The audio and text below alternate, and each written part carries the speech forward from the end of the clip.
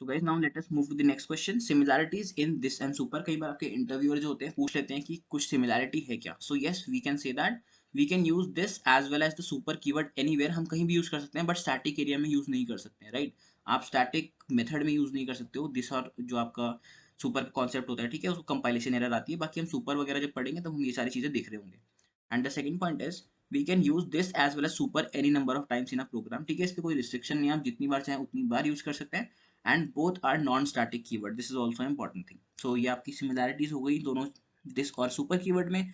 Now the next question is can we, this is important guys, interview में काफी बार पूछा जाता है कि क्या हम सुपर और दिस को सेम कंस्ट्रक्टर में यूज कर सकते हैं क्या, वो भी एक साथ.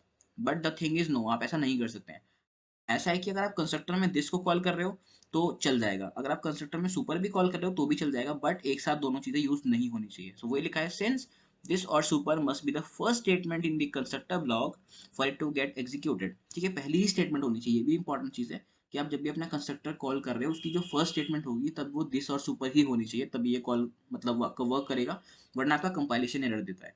So we cannot have them together in the same constructor as both need to be the first statement in the block for proper execution. ठीक है, which is why it is not possible. तो ये आपका reason हो गया, क्योंकि दोनों को ही हमारे जब हमें यूज करना होता है जब, तो दोनों ही हमारी फर्स्ट स्टेटमेंट होनी चाहिए. बट अगर हम दिस को यूज कर रहे हैं तो सुपर हमारी सेकंड हो जाएगी, सुपर यूज कर रहे हैं तो दिस हमारी सेकंड हो जाएगी, राइट. तो वहाँ पे हमारी क्लैशेस हो जाएंगे. दैट्स वाई ये चीज पॉसिबल नहीं है. So if you will try to do this it will raise a compilation error. Example देखते हैं. Compilation error dot java class मैंने आपके लिए बना के रखी है. So here it is guys. ठीक है, यहाँ पे हमने 3 क्लासेस बनाई हुई हैं. ये व्हीकल क्लास है, उसमें हमने एक कंस्ट्रक्टर बनाया हुआ है नॉर्मल सा. बाइक क्लास ने एक्सटेंड किया हुआ है व्हीकल को, इसमें भी हमने डिफॉल्ट कंस्ट्रक्टर बनाया है, प्लस एक हमने पैरामीटराइज कंस्ट्रक्टर भी बनाया हुआ है. And you can see guys मैंने यहाँ पे सुपर का यूज किया हुआ है, क्योंकि मेरी बाइक क्लास व्हीकल को एक्सटेंड कर रही है. अगर मैं सुपर का यूज कर रहा हूँ तो क्या होगा, मेरा इस वाले मतलब जो मेरी सुपर क्लास है दैट इज व्हीकल, व्हीकल का मेरा डिफॉल्ट कंस्ट्रक्टर कॉल होगा तो आउटपुट आ जाएगा vehicle is created, right. And compilation error class में नॉर्मल मैं एक अपना मेन मेथड बना रहा हूँ. एंड यहाँ पे मैंने बाइक का ऑब्जेक्ट बनाया जिसमें एक वैल्यू भेजी है. So let's when we created a bike object, so it will call this particular constructor, है ना. क्यों, क्योंकि मैंने यहाँ पे एक, रुको मैं इसे नीचे कर देता हूँ थोड़ा सा, क्योंकि हमने यहाँ पे गाइस स्ट्रिंग वैल्यू भेजी है, राइट. मैं इसको जूम भी कर देता हूँ शायद, तो क्योंकि हमने यहाँ स्ट्रिंग वैल्यू भेजी है तो हमारा ये वाला कंस्ट्रक्टर कॉल होगा parameterize constructor this one. And then afterwards मैंने यहाँ पे कहा सुपर, तो सुपर से क्या होगा, मेरी बेस क्लास का कंस्ट्रक्टर कॉल हो जाएगा. सो आउटपुट आएगा आपका vehicle is created. And then afterwards output आपका आएगा बाइक ब्रांड इज, जो भी हमने ब्रांड यहाँ पे भेजी है वैल्यू. सो अगर मैं इसको रन कर रहा हूँ, so you can see output आ रहा है vehicle is created, right. Yes.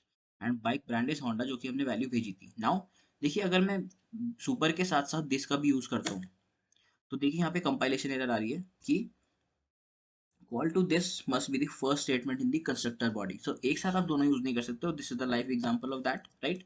So let us move to the next question. Yes guys, ये एक बहुत अच्छा एग्जांपल मेरे को लगा. I was exploring lot of questions for you all, तो मेरे को ये बहुत अच्छा एग्जांपल लगा. आप इस एग्जांपल को समझ जाएंगे तो आपके सारे दिस के कॉन्सेप्ट क्लियर हो चुके हैं. So let us move ahead. Good example class ही देखते हैं डायरेक्टली जावा में जाकर के, ठीक है. बाकी ये कोड वहीं पे देखते हैं. So let's move there. इसको क्लोज करते हैं, इसको भी क्लोज करते हैं. Good example dot Java, this is the file. तो देखिए गाइस यहाँ पे क्या हो रहा है, इसको मैं हल्का सा जूम कर देता हूँ आप लोगों के लिए. एक हमने क्लास बनाई है गुड एग्जांपल, राइट. उसमें फर्स्ट और सेकंड वेरिएबल्स हैं और उसमें हमारे दो मतलब मेथड्स हैं. इसको मैं क्लोज कर देता हूँ. Yes. So what is happening is हमने यहाँ पे वॉइड फर्स्ट मेथड बनाया हुआ है, वॉइड सेकंड मेथड बनाया हुआ है. इसमें हमने ए और बी वैल्यूज ले रखी है, इसमें हमने एम और एन वैल्यूज लिए. Now what is happening is अभी हमने जितने भी दिस के कॉन्सेप्ट करे हैं उसके हिसाब से हमारा सिंपल सा कॉन्सेप्ट है और आउटपुट हमारे आ रहे होंगे. सो लेट्स मूव डाउन, सीधा मेन मेथड से हम लोग अपना एग्जीक्यूशन स्टार्ट करते हैं. सो हमने क्या कहा गाइस, न्यू गुड एग्जांपल. ठीक है, हमारा ऑब्जेक्ट क्रिएट हो गया. This is anonymous object. जरूरी नहीं है कि रेफरेंस दे ही दें, दैट्स व्हाई मैंने आपको ये एग्जांपल यहाँ पे देके दिखाया है. बाकी हम आगे बहुत सारे क्वेश्चंस में ये चीज देख रहे होंगे. एंड देन हमने क्या क्या देखी यहाँ पे, फर्स्ट मेथड को कॉल किया और इसमें 100 और 200 वैल्यूज भेज दी. सो जब हमने ये मेथड कॉल किया गाइस तो 100 200 ए में स्टोर हो गया, राइट. सो ए के अंदर वैल्यू क्या स्टोर हो रही है, this dot first. Now this dot first का जिसको मीनिंग नहीं पता वो यहाँ पे आउटपुट आंसर नहीं बता पाएगा. मैंने आपको हमेशा बताया जब भी हम दिस डॉट फर्स्ट लिख रहे होते हैं इसका मतलब क्या है, it refers to the object मतलब member variables of the current class. तो ये जो फर्स्ट है आपका इस फर्स्ट को रेफर कर रहा होगा. Let me just open this one second. Let's open drawing mode and let me open this arrow for you all.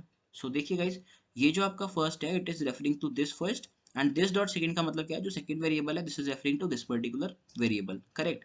So this is the meaning of this. And हम simply यहाँ पे क्या करें, system dot out dot println first, तो हमने first की value print करी जो कि 22 है, तो 22 प्रिंट हो जाएगा। फिर सेकंड की वैल्यू 33 प्रिंट हो जाएगी। फिर हमने ए की वैल्यू प्रिंट करी, ए का मतलब क्या है, this dot first that is 22। So output क्या आएगा, 22 33 22 and again 33, right. So first of all मैं इसको रन कर देता हूँ आप लोगों के लिए, देन हम सेकंड पार्ट इसके बाद समझ रहे होंगे। सो गाइस देखिए 22 33 22 33 आपका ये एग्जांपल यहाँ तक आ चुका है। फिर अगर हम सेकंड मेथड को कॉल कर रहे हैं, let me just run this, not run this, let me just erase this, right. तो देखिए हमने जब एग्जांपल को सेकंड मेथड को कॉल किया, सेकंड मेथड 1 और 2 वैल्यूज हम भेज रहे हैं। सो देखिए m में 1 है, n में 2 है। सो दिस डॉट फर्स्ट का मतलब क्या है, जो हमारा फर्स्ट रेफरेंस वेरिएबल है दिस, इसकी वैल्यू 22 थी, राइट। बट अब यहाँ पे हम ओवरराइड कर रहे हैं वैल्यूज को, ओके। सो फर्स्ट में m की वैल्यू स्टोर हो जाएगी, सेकंड में n की वैल्यू स्टोर हो जाएगी, तो 1 और 2 वैल्यू स्टोर हो जाएगी। सो फर्स्ट को जब हम प्रिंट करेंगे तो फर्स्ट की वैल्यू तो हमने चेंज करी है, क्या आएगा 1, सेकंड की 2 एंड m की 1 और फिर इसकी 2, तो 1 2 1 2 आपका आउटपुट आ जाएगा, right. So this is your output 1 2 1 2। So this was a one good example, I thought कि इसको ऐड कर देना चाहिए, सिंपल सा एग्जांपल है although, but it is a good example. ठीक है, दिस कीवर्ड का सिंपल आपका कॉन्सेप्ट अगर आपको आता है तो आप आराम से इसका आंसर कर पाएंगे। सो नाउ लेट्स मूव अहेड, ये भी हमने कवर कर लिया। सो एक इंपॉर्टेंट एग्जांपल एक और हो सकता है, अगर आपका इंटरव्यूअर आपसे पूछ रहा है कि आप कैसे प्रूव कर सकते हो कि दिस कीवर्ड जो है वो करंट क्लास इंस्टेंस वेरिएबल को ही रेफर कर रहा होता है, right. So let us move to the example number 4 for this explanation. So देखिए मैं इसको जूम कर देता हूँ आप लोगों के लिए। सो देखिए गाइस, हमने यहाँ पे एक क्लास बनाई है, नॉर्मल एक मेथड बनाया हुआ है void m नाम से, करेक्ट। फिर हमने एक मेन मेथड बनाया, इसमें हम क्या कर रहे हैं गाइस, हमने सिंपल एक ऑब्जेक्ट क्रिएट किया which will call the default constructor, but default constructor हमने डिफाइन नहीं किया, तो कंपाइलर ऑटोमेटिकली प्रोवाइड कर रहा होगा यहाँ पे, राइट। देन हमने क्या कहा, system dot out dot println OBJ. अब गाइस देखिए, जब हम इसको ओबीजे को प्रिंट कर रहे होते हैं तो आउटपुट क्या आता है, class name at the rate of hash code, ठीक है। अब यहाँ पे हमारा रेफरेंस प्रिंट कर रहे हैं हम ऑब्जेक्ट का, बट हमने यहाँ पे क्या किया, हमने यहाँ पे एम मेथड को भी कॉल कर दिया, और एम मेथड में हम क्या कर रहे हैं, we are printing the object of this, मतलब हम दिस का यूज करके हम सेम रेफरेंस को प्रिंट कर रहे हैं। तो अगर इसका आउटपुट और इसका भी आउटपुट सिमिलर आ रहा है, एड्रेस सेम आ रहे हैं, तो इसका मतलब क्या है कि जो हमारा ऑब्जेक्ट है that is the same object, right. So it refers to the current class object itself. तो आप देख सकते हो गाइस, दोनों में जो आपका आउटपुट आ रहा है, तो it says class name at the rate hash code, and दोनों का हैश कोड भी सिमिलर है। So it prints the same value. And यहाँ पे जो हमारा पॉइंट था गाइस कि how will you prove that this keyword refers to the current class instance variable, ये आपका प्रूव हो चुका है। क्यों, क्योंकि हमारी सेम वैल्यू आ रही है। हमारी जो इंस्टेंस करंट क्लास का जो ऑब्जेक्ट हमने बनाया था, हमने इसको यहाँ पे मतलब प्रिंट किया, इसकी जो हैश कोड वैल्यू है प्रिंट हुई। देन आफ्टरवर्ड्स हमने एक मेथड कॉल किया, मेथड कॉल करके हमने दिस का यूज करके, क्योंकि दिस हमारा जो है करंट क्लास इंस्टेंस को पॉइंट करता है, सो हमने दिस को प्रिंट कर दिया। दोनों की सेम रेफरेंस आईडी आ रही है, that's why we can say that कि जो दिस कीवर्ड है करंट क्लास इंस्टेंस वेरिएबल को रेफर करता है, दोनों की वैल्यू सेम आ गई है। So that's the output. So now the next topic is static keyword. So पहले हम स्टैटिक के बारे में थोड़ी चीजें पढ़ रहे होंगे, उसके बाद हम फिर से जैसे अभी हमने एग्जांपल्स देखे उसी तरीके से हम लोग स्टैटिक के बहुत सारे एग्जांपल्स देख रहे होंगे। देखिए दिस के मैंने एग्जांपल सारे कवर किए। स्टैटिक में गाइस आप देख सकते हो, मैंने बहुत सारे आपके लिए एग्जांपल लेके रखे हैं, 12-13 एग्जांपल्स हैं। So now let's start this. So जैसे ये स्माइली हंसाया, आई होप उसी तरह अभी आप भी हंस रहे होंगे कि हाँ आपको सारे कॉन्सेप्ट समझ में आ रहे हैं। So now let's continue that. So static keyword जब भी हम बात कर रहे होते हैं तो इंटरव्यू में आपका इंटरव्यूअर जो है जनरली पूछ रहा होता है कि हम स्टैटिक का क्यों यूज कर रहे होते हैं, उसकी मतलब why we use it and so on. तो सबसे इंपॉर्टेंट चीज क्या है, ये आपकी मेमोरी सेव कर रहा होता है स्टैटिक कीवर्ड, दैट्स वाई इसको यूज करते हैं मेमोरी मैनेजमेंट के लिए हम लोग। और गाइस ये जो आपका, जब भी आप स्टैटिक कीवर्ड यूज कर रहे होते हो एंड सपोज आपने किसी क्लास में स्टैटिक नाम की वेरिएबल बनाई है, फॉर एग्जांपल आप इंडिया का डेटा स्टोर कर रहे हो for election sort of, for example किसी सिटी का, तो सिटी क्या होगी, अगर सपोज आप देहरादून का डेटा सिलेक्ट कर रहे हो तो सिटी देहरादून सबके लिए सेम रहने वाली है, राइट। सो वहाँ पे सेंस बनता है कि हम एक स्टैटिक वेरिएबल बना दें सिटी नाम से, जो कि देहरादून वैल्यू स्टोर कर रहा है। अब देखिए सपोज फॉर एग्जांपल देहरादून में बहुत सारे लोग हैं, बट एग्जांपल के लिए लेते हैं कि देहरादून में 10 लाख पीपल है, right. So let me write it down over here also. So suppose there are 10 lakh people in Dehradun, right. And suppose हमने 10 लाख लोगों का डेटा स्टोर करना है, तो उसमें जो सिटी है सबकी तो देहरादून ही होने वाली है, राइट, क्योंकि हम देहरादून का ही तो डेटा स्टोर कर रहे हैं सबके लिए। तो रैदर देन हम देहरादून को 10 लाख बार ऑब्जेक्ट क्रिएट करके उसकी 10 लाख बार हमारी मतलब सिटी की वैल्यू जो है बनेगी नई वैल्यू, उससे अच्छा क्या हम स्टैटिक कीवर्ड यूज करके एक ही बार देहरादून यूज कर ले, राइट। सो रैदर देन हमारा एक ऑब्जेक्ट देहरादून मतलब स्ट्रिंग टाइप का सपोज ये है, सपोज ये हमारी एग्जांपल के लिए मानते हैं कि 4 बाइट ले रहा है, राइट। तो अगर ये 4 बाइट ले रहा है स्टैटिक वेरिएबल, सो वहीं पे हमें अगर 10 लाख बार इसको बनाना पड़ता तो 10 लाख इंटू 4 40 lakhs आपका यहाँ पे बाइट्स वेस्ट हो रहा होता, राइट। दैट्स वाई यहाँ पे हमारा मेमोरी स्टोर हो रहा है। ठीक है, आप आई होप आप इस एग्जांपल से रिलेट कर पाए होंगे, मैंने सिंपल भाषा में आपको समझाया है। सो मेमोरी मैनेजमेंट इसीलिए हमारी होती है क्योंकि रियल टाइम में हमारा डेटा बहुत सारे होते हैं, राइट। 10 लाख से भी ज़्यादा ही लोग होते हैं इंडिया में, मतलब किसी भी कंट्री में हो सकते हैं। So that's why. So main purpose क्या है स्टैटिक कीवर्ड का यूज करने का?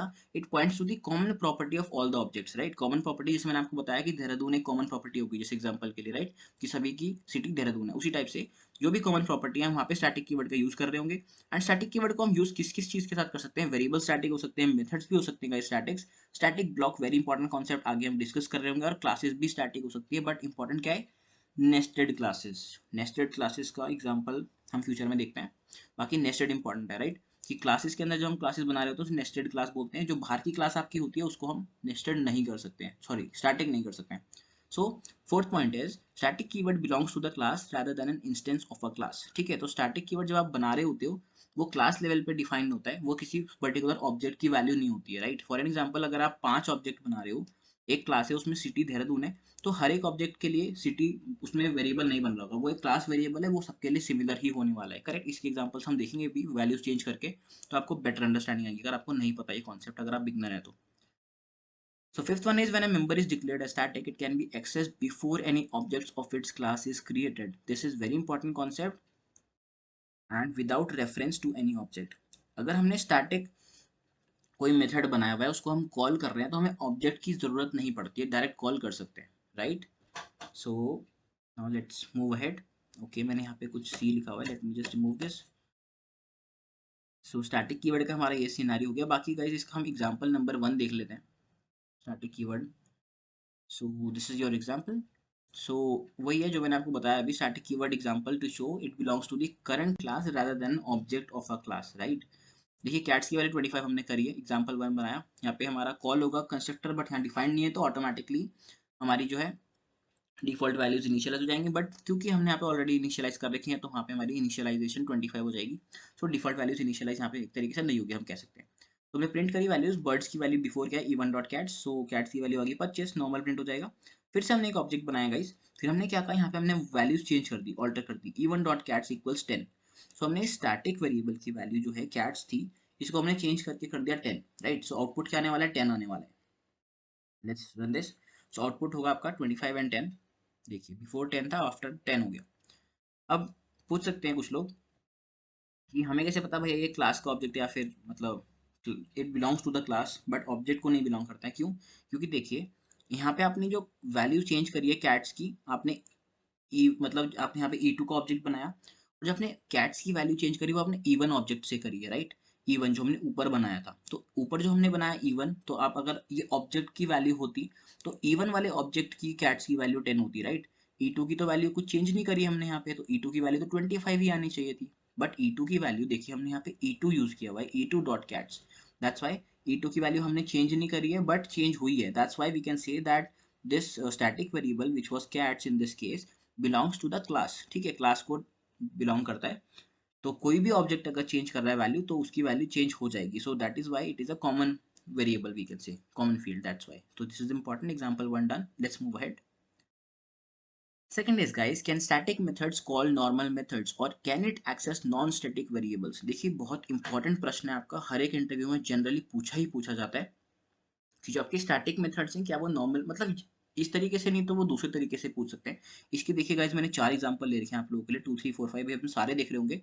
तो क्वेश्चन ये हो सकता है कि हमारे स्टैटिक मेथड्स को डिफाइन कीजिए और वो उसको कैसे कॉल करते हैं वो सब बताओ, या फिर वो बोल सकते हैं कि क्या हम स्टैटिक मेथड से नॉर्मल वेरिएबल्स को उसमें यूज कर सकते हैं कि नहीं कर सकते हैं, या फिर स्टैटिक मेथड से हम नॉर्मल मेथड को कॉल कर सकते हैं कि नहीं कर सकते हैं। फिर उल्टा भी पूछ सकते हैं कि नॉर्मल मेथड जो है दैट इज नॉन स्टैटिक जो मेथड्स हैं, इंस्टेंस मेथड जो है हमारे नॉर्मल मेथड्स, उससे हम स्टैटिक को कॉल कर सकते हैं नहीं कर सकते। तो किसी भी तरीके से आपको क्वेश्चन पूछा जा सकता है, राइट। सो now let us move ahead, example सारे एग्जांपल्स हम देखते हैं। तो second example, so I will zoom in a little bit, इसको हम क्लोज कर देते हैं ताकि आपको थोड़ा बेटर दिखाई पड़े, जूम कर दिया मैंने। तो देखिए मैंने वही लिखा हुआ है, how to call the static methods from main method. सबसे इंपॉर्टेंट हमारा फर्स्ट सिनेरियो है कि मेन से स्टैटिक को कैसे कॉल कर सकते हैं। तो पहले मैं आपको ये समझाता हूँ। देखिए इसमें हमने एक स्टैटिक वेरिएबल बनाया हुआ है एक्सेसिबल इन स्टैटिक मेथड और एक normal instance variable. Non accessible in static method. जैसे कि आपको नाम से समझ आ रहा है, मैंने वही नेमिंग कन्वेंशन रख दिया। देखिए गाइस, जब आप इंडस्ट्री में कोड भी कर रहे होते हो ना, आपको इंस्टेंस वेरिएबल का नाम इस तरीके से देना होता है, मतलब ऐसे जैसे अब यहाँ पे हमने काफी सारे एग्जांपल्स देखे जिसमें कि मैंने आप लोगों के सामने क्या किया, इंट ए वगैरह ले रखा है, right. But this is not a good method. हम कभी भी जो रियल टाइम कोड कर रहे होते हैं उसमें एबीसीडी एक्स वाई जेड नहीं ले रहे होते हैं। जब भी हम कुछ कोडिंग कर रहे होते हैं तो हम एक सेंसिबल नेम प्रोवाइड करते हैं, जिससे कि जो यूजर है उसको भी समझ में आए कि अच्छा इसका मतलब ये हो सकता है। अगर सपोज मेरे को सिटी यूज करनी है तो मैं सिटी ही लिखूंगा, किसी का नाम लिख रहा हूँ तो first name last name use करके लिख सकते हैं। अब देखिए मैंने यहाँ पे लिखा है एक्सेसिबल इन स्टैटिक मेथड। इससे आपको पता चल रहा होगा कि ये जो हमारा वेरिएबल है स्टैटिक मेथड में आराम से एक्सेसिबल हो पा रहा होगा, ठीक है। इससे एक नॉर्मल व्यक्ति को भी समझ आ रही है चीजें। तो वही मैंने नेमिंग कन्वेंशन फॉलो किया है। तो यहाँ पे गाइस हमने देखिए स्टैटिक मेथड को डिफाइन किया है। स्टैटिक मेथड कैसे डिफाइन करते हैं, एक स्टैटिक कीवर्ड लगा दो नॉर्मल सा एंड आपका स्टैटिक मेथड बन गया, राइट। सो अगर मैं यहाँ प्रिंट कर रहा हूँ कि my viewer is awesome, so जो भी आप लोग देख रहे हैं obviously you are awesome guys, मैं भी ऑसम हूँ, आप लोग भी ऑसम है, ठीक है। तभी हम लोग यहाँ पे सीख रहे हैं चीज़ें। जो सीखने का दम रखता है वही आगे बढ़ता है लाइफ में, एंड आई रियली होप आप लोग बहुत आगे तक जाएंगे। So let's continue, we are all awesome. So देखिए गाइज हमने यहाँ पे प्रिंट किया accessible in static method. So जब भी हमारा स्टैटिक मेथड है उसमें हम स्टैटिक वेरिएबल्स को इजीली एक्सेस कर सकते हैं, ठीक है। इसकी वैल्यू यहाँ पे हम एक्सेस कर पा रहे हैं, आउटपुट आपका आ जाएगा 0 अगर हम इसको प्रिंट करते हैं, राइट। अब एग्जाम्पल अगर मैं इसको यहाँ पे हटा देता हूँ तो देखिए यहाँ पे कंपाइलेशन एरर आ रही है। क्या बोल रहा है, नॉन स्टैटिक फील्ड के not be reference from a static context, ठीक है। ये आपका एक इंटरव्यू क्वेश्चन हो गया कि आपकी नॉन स्टैटिक फील्ड को आप स्टैटिक मेथड में यूज कर सकते हो, आंसर है नहीं कर सकते हो, ठीक है। ये आपकी नॉन स्टैटिक फील्ड थी ना, यहाँ पे स्टैटिक यूज नहीं किया, दैट्स व्हाई यहाँ पे कंपाइलेशन एरर आ रही है, बोल रहा है कि इसको आप यूज नहीं कर सकते हो स्टैटिक कॉन्टेक्स्ट में। तो एक तो आपका कॉन्सेप्ट था जो मैं आपको समझाना चाह रहा था, जो कि सेकंड वाला है, static method can be use non-static member. Can static methods use non-static member, that is instance variable? Answer is not, no. Okay, मैंने आपको दिखा दिया कि नहीं यूज कर सकते यहाँ पे। फिर सेकंड है कॉन्सेप्ट जो मैंने ऊपर लिखा है कि हम स्टैटिक मेथड्स को मेन से कैसे कॉल कर सकते हैं। देखिए अगर आपका मेथड स्टैटिक है तो आप उसका बिना ऑब्जेक्ट बनाए भी कॉल कर सकते हैं, अभी हमने पढ़ा था, राइट। सो इसलिए मैंने डायरेक्टली ऑसम व्यूअर नाम से लिखा। So this was our static method. तो इसको मैंने कॉल किया तो देखिए कोई कंपाइलेशन एरर नहीं है, तो it will call this particular method, output आपका आ जाएगा ये एक्सेसिबल इन स्टार्टिंग मेथड। जो भी इसकी वैल्यू है इनिशियल वैल्यू आपकी 0 हो जाएगी, राइट, अगर हमने प्रोवाइड नहीं करी है। फिर देखिए दूसरा तरीका है क्लास नेम डॉट, हम स्टैटिक वेरिएबल मतलब स्टैटिक मेथड को भी कॉल कर सकते हैं क्लास नेम डॉट करके। So we can also use like this. So इससे भी आपका आउटपुट सेम ही आएगा। एंड हमने प्रिंट करा है थर्ड मेथड से, जो कि हम नॉर्मली कर रहे होते हैं कि हमने एक ऑब्जेक्ट बनाया फिर हमने डॉट लगा के उसको कॉल किया, जो भी हमारा इंस्टेंस वेरिएबल है, तब भी हम इसको एक्सेस कर सकते हैं, राइट। क्लास नेम डॉट से भी कर सकते हैं मेथड को एक्सेस। एंड यहाँ पे हमने क्या किया, ऑब्जेक्ट डॉट, जो कि हमारा नॉर्मल इंस्टेंस वेरिएबल, इसको हमने कॉल किया, राइट। सो यहाँ पे मैंने इंस्टेंस वेरिएबल वाला एग्जांपल दिया हुआ है, this is not for, last line is not for static वाला concept. So now let us run this. So I hope आपको पूरा ही समझ आ चुका है, बहुत ही इजी कॉन्सेप्ट था but a important concept, right. So देख सकते हैं 0 0 वैल्यू प्रिंट हो रही है क्योंकि डिफॉल्ट वैल्यू 0 होती है, राइट, करेक्ट। सो दोनों तरीके से आप कॉल कर सकते हो। एंड स्टैटिक मेथड में आप लोग सिर्फ स्टैटिक वेरिएबल्स ही यूज कर सकते हो। एंड गाइज ये सेकंड वाला हमारा स्टैटिक नहीं था तो इसलिए हम इसको यूज नहीं कर पाए, राइट। सो स्टैटिक मेथड में स्टैटिक वेरिएबल्स को ही एक्सेस कर सकते हो या फिर स्टैटिक मेथड्स को ही कॉल कर सकते हो। So now let us move to the third example. देखिए जूम करते हैं। क्वेश्चन है कि can static methods call normal methods? Answer is no, obviously मैंने यहाँ लिखा हुआ है, बट क्यों, देखते हैं। देखिए स्टैटिक मेथड मैंने यहाँ फिर से बनाया हुआ है, सेम ऑसम व्यूअर नाम से बनाया हुआ है, because you people are awesome and I am awesome as well, we all are awesome. So हमने ऑसम व्यूअर नाम से एक स्टैटिक मेथड बनाया है। तो देखिए यहाँ पे मैंने वही नॉर्मल जो हमने पिछले एग्जांपल में प्रिंट किया था वही वैल्यू प्रिंट करी हुई है, दैट्स व्हाई आउटपुट आपका 0 आ जाएगा। स्टैटिक वेरिएबल है, इनिशियलाइज नहीं किया तो 0 वैल्यू मिल जाएगी। अब देखो मैंने यहाँ पे m1 कॉल किया हुआ है। m1 गाइस देखो मेरा नॉर्मल मेथड है, राइट, स्टैटिक नहीं लगाया हुआ है तो इसलिए यहाँ पे एरर दे रहा है। क्या बोल रहा है, नॉन स्टैटिक मेथड m1 के not be reference from a static context. हम इसको रेफर नहीं कर सकते। अगर मैं इसको बाई चांस रन करने की कोशिश करता हूँ तो आउटपुट में भी आपका यही आने वाला है। देखिए मैं इसको जूम करता हूँ, यही आ रहा है, non static method m1 can not be reference from a static context. तो आप एक तरीके से समझ चुके होंगे अभी से कि आपका जो स्टैटिक मेथड है वो सिर्फ स्टैटिक मेथड्स को ही कॉल कर सकता है। अब अगर मैं इस जगह पे इसको स्टैटिक कर देता हूँ, देखो आपका एरर हट गया। इसको रन करते हैं तो सक्सेसफुली आपका आउटपुट आराम से प्रिंट हो जाएगा। यू कैन सी आपका आउटपुट आ गया, viewer is awesome, right. So this was the concept which I wanted to show you. तो ये मैंने आपको कॉन्सेप्ट समझा दिया है, ओके। यहाँ पे भी हमने नॉर्मल है वही मेथड कॉल किया था, बस इसलिए आपका आउटपुट आ गया। तो ये हमने समझ लिया। फोर्थ एग्जांपल देखते हैं, let me zoom in a little bit, okay. So example इसमें है कि can non static methods call static method. देखिए अभी हमने थर्ड वाले में क्या देखा था कि स्टैटिक मेथड हमारे नॉर्मल मेथड को कॉल कर सकते हैं कि नहीं कर सकते, स्टैटिक मेथड नहीं कर सकते हैं, ठीक है, ये हमारा हमने यहाँ पे प्रूव कर दिया कि अगर स्टैटिक हटाते हैं तो हमारा कंपाइलेशन एरर आ रही है, राइट। तो this part we have proved. अब उल्टा हम पूछ रहे हैं कि हमारे जो नॉर्मल मेथड है वो स्टैटिक को कॉल कर सकते हैं क्या?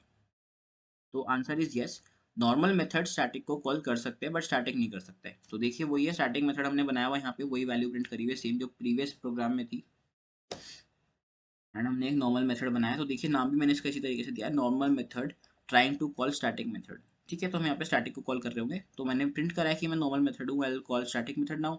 फिर मैंने यहाँ पे स्टैटिक मेथड को कॉल किया ऑसम व्यूअर को, देख सकते हैं कोई कंपाइलेशन एरर नहीं है, it is able to call it, तो नॉर्मली कॉल हो जाएगा, तो ये आउटपुट आपका प्रिंट हो जाएगा। तो देखिए हमने एक एग्जाम्पल 4 टाइप का ऑब्जेक्ट बनाया, एनोनिमस ऑब्जेक्ट, और हमने सिंपल ये मेथड कॉल किया, ठीक है। अब कुछ लोग यहाँ पे शायद कंफ्यूज हो सकते हैं, तो मैं यहाँ पे बता देता हूँ। जैसे हमने एग्जाम्पल 4 नाम से ऑब्जेक्ट बनाते हैं तो कैसे बनाते हैं, example 4 equals to new example, हाँ इस टाइप से ही तो बनाते हो आप एग्जाम ऑब्जेक्ट। सो इस टाइप से आप ऑब्जेक्ट बनाते हो, तो फिर आप कैसे कॉल करते हो मेथड को, ओबी डॉट मेथड नेम से आप कॉल कर रहे हो, तो इस तरीके से। तो गाइस मैंने वही किया हुआ है, मैंने यहाँ पे बस रेफरेंस वेरिएबल ना लेकर के सिंपली मैंने लिया है न्यू एग्जाम्पल, जो कि रेफरेंस वेरिएबल में यही तो वैल्यू स्टोर हो रही है, राइट। सो मैंने डायरेक्टली ये लिया न्यू एग्जाम्पल, एक ऑब्जेक्ट बनाया और नॉर्मल अपना मेथड कॉल कर दिया। सो आई होप इसमें कोई कंफ्यूजन नहीं होगी, बट स्टिल मैंने बता दिया, राइट। सो इस तरीके से हमने यहाँ पे इसको कॉल किया मेथड को, मेथड कॉल होगा, नॉर्मली ये प्रिंट हो जाएगी वैल्यू, फिर ये प्रिंट हो जाएगी वैल्यू। सो ये हमारा आउटपुट हो जाएगा, सिंपल सा प्रोग्राम है गाइस, बस ये कि कॉन्सेप्ट समझ में आने चाहिए। तो देखिए नॉन स्टैटिक मेथड से हमने स्टैटिक मेथड को कॉल कर लिया, this was valid, so output आपका आ गया वही, I am a normal method, and हमारी वैल्यू प्रिंट हो गई। Let's move ahead to the example number 5।